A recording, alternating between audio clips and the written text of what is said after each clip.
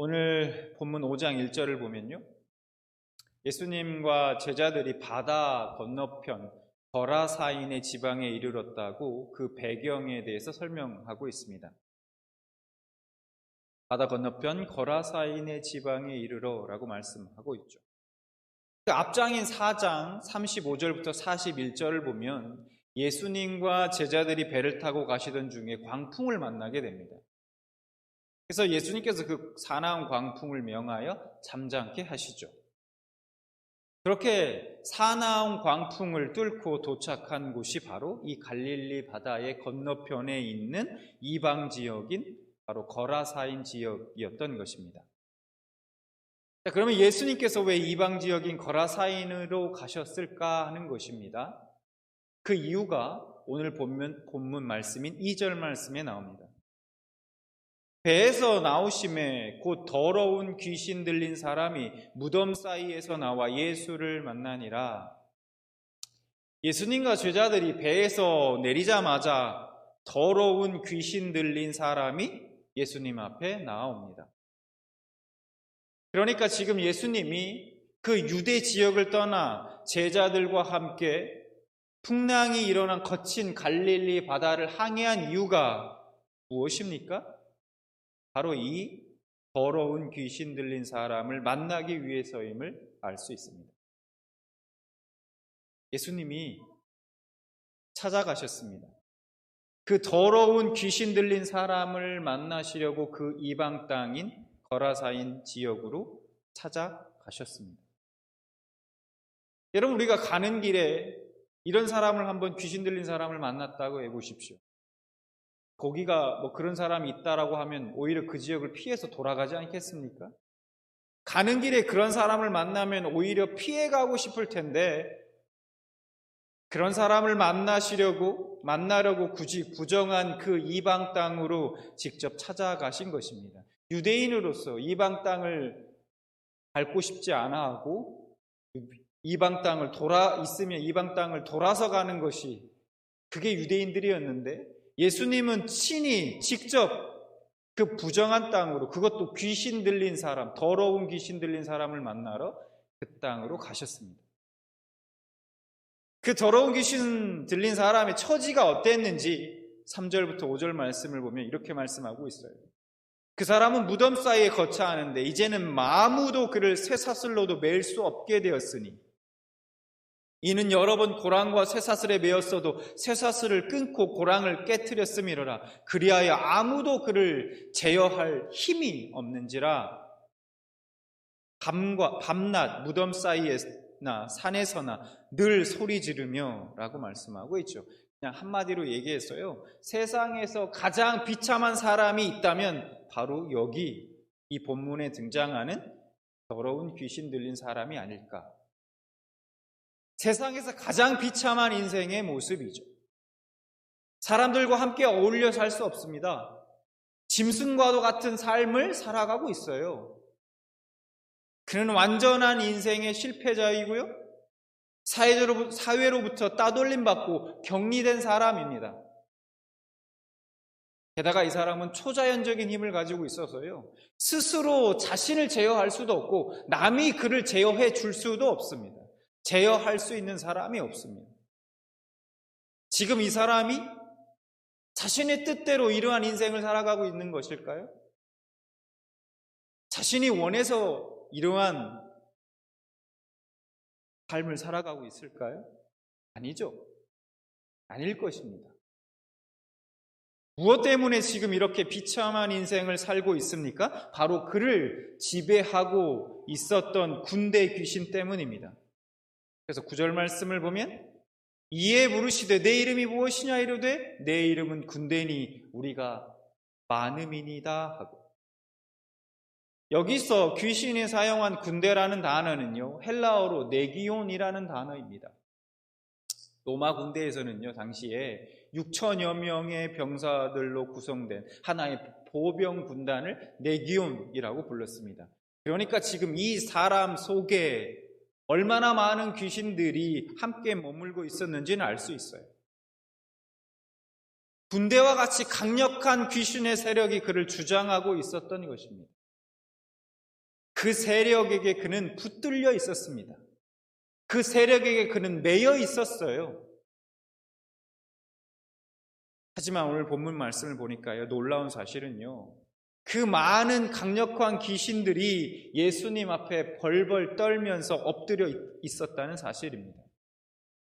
예수님께서 그 귀신에게 나가라 라고 명하시자 그 귀신이 예수님께 이렇게 부탁합니다. 10절. 자기를 그 지방에서 내보내지 마시기를 간구하더니, 귀신이 예수님께 간구했다고 말씀합니다. 지금 예수님께 제발 자신을 그 지역에서 내보내지 말아달라고 애걸복걸하고 있는 것을 알 수 있습니다. 10절, 11절, 12절. 마침 거기 돼지의 큰 떼가 산 곁에서 먹고 있는지라 이에 간구하여 이르되 우리를 돼지에게로 보내어 들어가게 하소서 하니, 마침 거기에요, 많은 돼지의 떼가 산기슭에 머물고 있었습니다. 13절에 보니까 대략 그 수가 한 2,000마리 정도 됐다고 합니다. 귀신들이 그 돼지 떼들 속으로 들어가게 해달라고 예수님께 간절히 구했습니다. 그래서 예수님이 허락하십니다. 무슨 일이 벌어졌을까요? 13절, 허락하신데 더러운 귀신들이 남아서 돼지에게로 들어가매 거의 2,000마리 되는 떼가 바다를 향하여 비탈로 내리다라 바다에서 몰살. 그럼 우리가 13절 말씀을 통해서 알 수 있는 것이 있습니다. 이 귀신들은요, 이 마귀들은요, 죽이는 것이 그게 목적이에요. 망하게 하는 것이 목적이고요. 그 생명을 빼앗는 것이 목적인 거예요. 그 돼지의 떼에 들어가자마자 내리달아서 바다에 완전히 다 몰살해버립니다. 이 난생 처음 보는 광경을 처음부터 곁에서 지켜보던 사람들이 겁에 질렸습니다. 특히 군대 귀신 들렸던 자가 정신이 돌아와서 옷을 입고 예수님 곁에 앉아있는 것을 보고 이들은 두려움을 느꼈습니다. 그래서 14절과 15절 말씀을 보면 이렇게 말씀합니다. 치던 자들이 도망하여 읍내와 여러 마을에 말하니 사람들이 어떻게 되었는지를 보러 와서 예수께 이르러 그 귀신 들렸던 자, 곧 군대 귀신 집혔던 자가 옷을 입고 정신이 온전하여 앉은 것을 보고 두려워하더라. 거라사인 온 동네 주민들이요, 지금 그 이야기를 듣고 소문의 진상을 확인하기 위해서 서둘러 다 뛰쳐나와 모여 있습니다. 동네 주민들 역시 눈앞에 펼쳐진 돼지떼의 그 몰살 현장을 보고 겁에 질렸습니다. 그래서 그들은 예수님께 어떻게 했을까요? 조심스럽게 예수님께 다가가 이 마을을 좀 떠나달라고 그렇게 부탁했습니다. 17절. 그들이 예수님께 그 지방에서 떠나시기를 간구하더라. 여러분, 지금 한 사람이 치유되었습니다. 한 사람이 온전한 삶을 회복했어요. 짐승 같은 삶을 살았던 자가 자신의 의지와는 상관없이 짐승 같은 삶을 살았던 자가 지금 회복되어서 그 귀신의 쫓아 나가서 이제는 회복된 온전한 사람으로 회복되었습니다. 그런데 사람들이 반응이 무엇입니까? 예수님을 향한 감사였습니까? 예수님께 감사했습니까? 아닙니다. 우리도 당신이 필요한 자입니다, 하나님, 예수님, 그렇게 고백했습니까? 아닙니다. 그냥 예수님께 떠나달라는 요청이었습니다. 어서 빨리 이곳을 떠나달라는 것이에요. 사람들에게는 악한 영들에게 사로잡힌 사람을 깨끗게 하신, 온전케 하신 그분이 누구신가에 대해서는 관심이 없었습니다. 폭풍을 뚫고 이곳에 오셔서 한 영혼을 새롭게 하신 분을 알고자 하지 않았습니다. 관심이 없었어요. 우리 집에도, 우리 가정에도 눌린 자가 있습니다. 좀 와주시지 않겠습니까? 아니요. 나도 당신이 필요합니다. 그렇게 초대하거나 경배하지 않았습니다. 다만 또 무슨 다른 경제적 손실을 입히지는 않을까, 뭔 손해를 끼치지는 않을까 하고 그것만 걱정했던 것입니다. 그래서 그들은 예수님께 떠나주시기를 간구합니다. 참 안타깝고 슬픈 일입니다. 예수님은 귀신 들린 사람을 찾아가셨습니다. 예수님은 왜 그 이방 땅에 굳이 그 귀신 들린 사람을 찾아가셨을까요? 여러분, 예수님이 가는 곳마다요, 가시는 곳마다 수많은 사람들이 예수님께 나와왔습니다. 예수님을 찾아다녔어요. 그리고 예수님의 말씀을 듣고 병고침을 받았습니다. 그런 은혜를 입었어요. 그러나 이 거라사인 지방에 귀신 들린 사람은요, 아무리 자신이 원해도 주님께 갈 수 없습니다. 그리고 누가 그를 데리고 갈 수도 없어요. 아무로 그를 제어할 수 있는 사람이 없기 때문에. 그래서 이 불쌍한 한 영혼을 위해서 주님께서 직접 찾아오셨습니다. 광풍을 뚫고 그 부정한 이 땅에, 이방 땅에 모두가 포기한, 외면한 이 한 사람을 위해서 오셨습니다.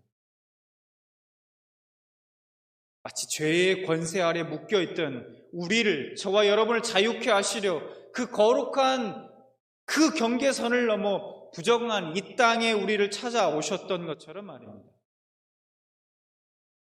하나님은 그렇게 한 영혼을 귀하게 여기십니다. 사랑하세요. 사람이면 누구든지 그 안에 하나님의 형상이 있기 때문에 똑같이 하나님은 소중히 여기십니다. 돈이 많건 적건, 머리가 좋건 나쁘건, 외모가 잘났건 못났건 뭐 상관없습니다. 하나님 앞에서는 다 똑같습니다. 그래서 창세기 9장 6절에 보면 하나님은 이런 말씀을 하시죠. 다른 사람의 피를 흘리면 그 사람의 피도 흘릴 것이니 이는 하나님이 자기 형상대로 사람을 지으셨음이니라. 여러분, 무슨 말씀입니까? 어떤 사람이 살인을 하면 하나님이 그 사람도 반드시 그 보복을 받게 하시는데 그 이유가 뭡니까? 그 이유가 뭐라고 말씀하십니까? 바로 죽은 그 사람이 하나님의 형상을 지니고 있기 때문이라는 거예요. 죽은 것은 사람이 죽은 것이지만 하나님이 보실 때는 그것이 그 사람의 일만이 아니라는 것입니다. 지금 예수님의 관심이 어디에 있습니까? 지금 예수님의 관심은 하나님의 형상을 잃어버린 그 한 영혼에게 있습니다. 반대로 지금 거기에 모여있던 마을 사람들은 그 마을 사람들의 관심은 어디에 있습니까? 자신들의 재산, 그 돼지떼에 관심이 가 있습니다. 여러분, 저는 오늘 말씀을 통해서 예수님을 믿지 않는 그 세상 사람들과 오늘 말씀 속 귀신 들린 자와 한 가지 공통점을 발견하게 됩니다. 여러분, 공통점을 발견하셨습니까? 한번 생각해 보시기 바라요. 어떤 공통점이 있을까? 여러분, 우리가 세상 사람들은요, 자신은 자유하다고 생각합니다. 자기가 주체적으로 자유롭게 자기가 선택하고 자기가 생각하는 대로 살아간다고 생각해요. 자유롭게. 근데 여러분, 실상은 어떻습니까? 실상은 매여 있다는 거예요. 스스로도 제어할 수 없는 매인 인생을 살아가고 있다는 것입니다. 돈에, 권력에, 명예에, 술에, 음란한 것들에 등등등. 세상에서 스스로도 제어할 수 없는, 여러분, 매인채 살아가는 사람들이 얼마나 많은지 모릅니다. 자신들은 느끼지 못해요. 깨닫지 못합니다. 그러나 성경에서의 선언은 그렇습니다. 그래서 로마서 3장 9절에 이렇게 말씀하고 있어요. 그러면 어떠하냐? 우리는 나으냐? 결코 아니라 유대인이나 헬라인이나 다 죄 아래 있다고 우리가 이미 선언하였느니라. 여기서 죄 아래라는 말을 헬라어로 보면 휘포 하마르티아입니다. 이 하마르티아라는 단어는요, 그냥 단순한 권세를 뜻하는 것이 아니라요, 인격화된 세력을 뜻합니다. 인격화된 세력. 그러니까 이 말씀의 의미를 우리가 생각해 보면 하나님의 말씀을 거역하고 배반하고 하나님 필요 없습니다. 저희는 우리 스스로 얼마든지 주체적으로 살아갈 수 있어요 라고 생각하면서 스스로를 자유자라고 생각하지만 정작 그들의 실상은 죄의 지배 아래에 있는, 죄에 매여 있는 노예라고 선언하고 있다는 거예요. 여러분, 지금 우리가 본문 속에 등장하는 마을 사람들도요, 가만히 보면 매여 있는 것이 있지 않습니까? 무엇입니까? 어디에 매여 있습니까? 바로 물질, 돈에 매여 살아가고 있었던 사람이었던 것이죠. 그러니까 어떻게 보면 마을 사람들도 본질적으로 그 귀신 들린 사람과 별반 다르지 않았던 것입니다. 쇠사슬을 끊을 만큼 강력한 힘으로 매여 있는 거예요. 주님의 역사하심에 두려움을 느꼈으면서도 예수님 앞에 나오지 못하게 할 만큼의 그 강력한 매임.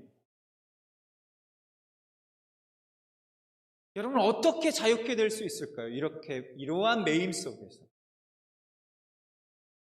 이 강력한 죄의 매임에서 자유케 되기 위해서는 하나님의 은혜가 아니면 불가능합니다. 예수님이 아니면 불가능하죠.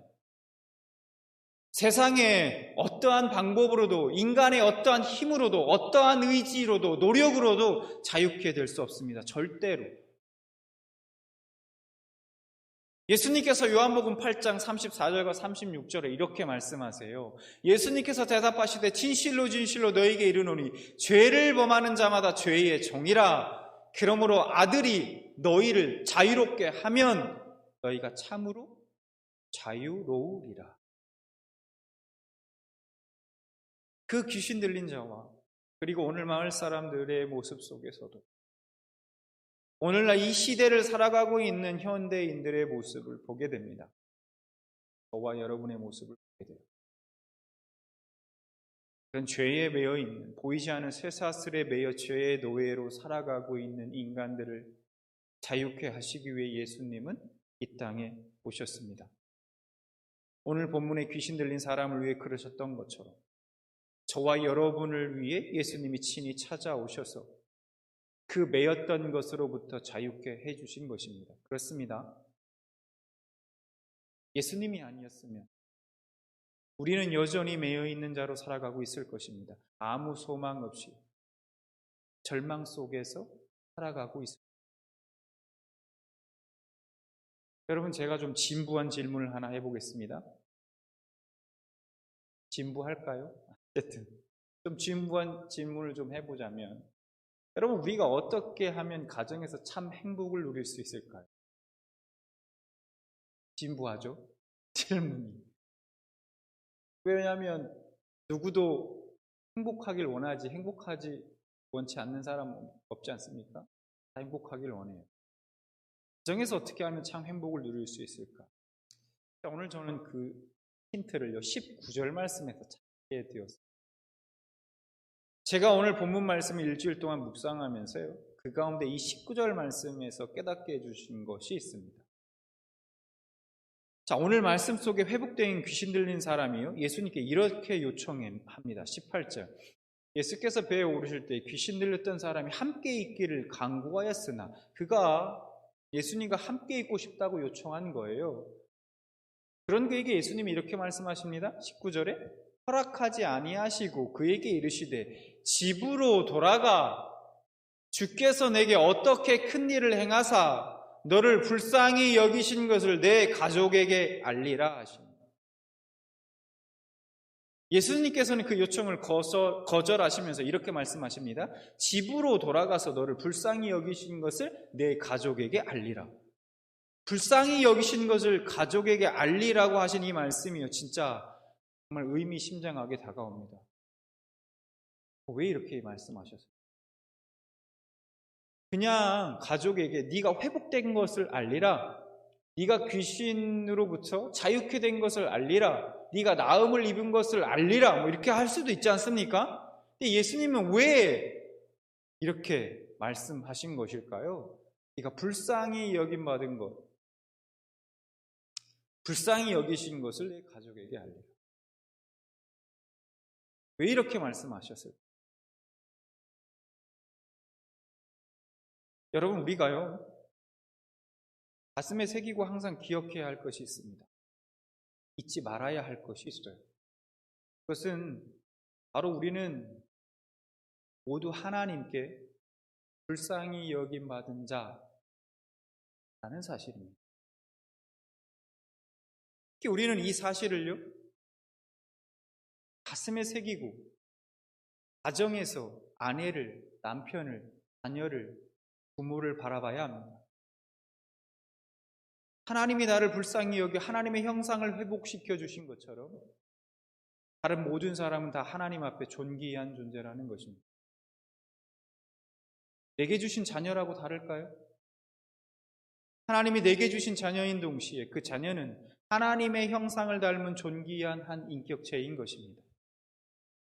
우리가 이 시선으로 바라본다면 그 어느 누구도 내가 함부로 대하고 상처 주고 할 수 있는 사람은 없는 것입니다. 내 자녀라고 내가 함부로 대하거나 함부로 말해도 될까요? 안 된다는 거예요. 저도 일주일 동안요, 화가 나고 막 짜증이 밀려오는 그 위기의 순간에 그 순간마다 오늘 이 19절 말씀을요, 계속해서 떠올리면서 기도했습니다. 여러분, 왜 삶 가운데 그런 일이 안 생기겠습니까? 가정 안에서요, 남편을 향해, 아내를 향해, 자녀들을 향해, 부모님을 향해서도 막 때로는 막 화가 나고 막 짜증이 나고 막 험한 말들이 오갈 수도 있고 그런 상황이 막 생길 수도 있죠. 저도 마찬가지였고요. 그래서 이 19절 말씀을 계속해서 묵상하고 떠올렸어요. 그러면서 속으로 이렇게 기도했습니다. 그렇습니다. 아무 자격 없는 저를 불쌍히 여겨 주셨듯이 사랑하는 나의 아내와 나의 자녀들, 우리 시온이와 하이도 하나님께 존귀한 자를임을 인정합니다. 하나님, 제 마음을 다스려 주옵소서. 아내와 남편을 바라볼 때, 자녀를 바라볼 때 하나님이 사랑하시는 존귀한 자로 바라보아요. 그러면 내 마음에 들지 않는다고 큰 소리를 낼 수 없고, 자녀들의 감정을 그냥 다 무시한 채 마음이 상하도록 험한 말들을 쏟아 놓을 수 없습니다. 부모님에게도 마찬가지이죠. 내가 하나님께 불쌍히 여김을 받은 자임을 가슴에 새기고 우리가 한 영혼을 천하보다 귀하게 여기는 그 마음을 가지고 가정에서 먼저 남편과 아내를, 자녀들을, 부모님을 바라봐야 합니다. 행복의 비결이 다른 곳에 있는 것이 아니라 여기에 있습니다. 또한 이것이 가정에서의 복음 전파의 시작이라는 거예요. 직장에서 상사를, 동료를 바라보는 시선도, 공동체 안에 형제, 자매를 바라보는 우리의 시선도 다 마찬가지입니다. 19절의 말씀처럼 하나님이 나를 불쌍히 여겨주셔서 그 크신 구원의 은혜를 입을 수 있었다는 그 사실을 항상 기억하고 살아가야 할 것입니다. 아무것도 잘난 것 없고 그냥 사탄 마귀의 노예로 살아가던 비참한 인생, 그런 내가 주님으로부터 그 긍휼하심과 은혜를 입었으니 우리도 다른 사람을 하나님의 형상을 따라 창조된 존귀한 자로 존중하고 배려하고 사랑해야 하는 것입니다. 몰살된 돼지떼를 아까워하던, 그래서 예수님께 떠나달라고 말한 마을 사람들처럼 예수님이 아닌 돈이 행복을 가져다 줄 거라 생각하는 사람들이 참으로 많습니다. 그런 착각을 하고 살아가는 사람들이 정말 많아요. 하지만 그것은 정말 큰 오산입니다. 잘못된 생각이에요. 여러분, 신앙이 바로 서지 않으면, 예수님이 함께 하시지 않으면 아무리 돈이 많다고 해도 여전히 스스로 제어할 수 없는 그 죄에 매여 있는 노예에 불과한 것입니다. 오늘 귀신 들린 사람처럼 그 끝이 뻔한 그저 비참한 인생에 불과한 것입니다. 예수님을 통해 근본적인 인생의 문제를 해결받지 않으면 일시적인 행복을 누리다가도 다람쥐 쳇바퀴 돌듯 또다시 불행한 삶이 반복될 수밖에 없는 것이죠. 여러분, 우리는 돈이 아니라 잃어버린 신앙을 되찾아야 합니다. 하나님의 말씀에 사로잡혀 살아가야 합니다. 내가 하나님 앞에 어떠한 존재인지, 어떠한 은혜를 받은 자인지 머리가 아닌 가슴으로 절절하게 깨달아 그것이 감동이 되고 감격이 될 때까지 우리는 하나님 앞에 나아가 엎드려 구하고 또 구하고 구해야 합니다. 그래서 내 자신이 하나님께 불쌍히 여김받은 존재임을 깨닫고 사랑하는 가족을, 내 이웃을, 형제 자매를 사람이면 그 누구라도 존귀히 여길 수 있는 여러분들 되시기 바랍니다. 진짜 참 행복 누리시는 여러분들 되시길 바랍니다.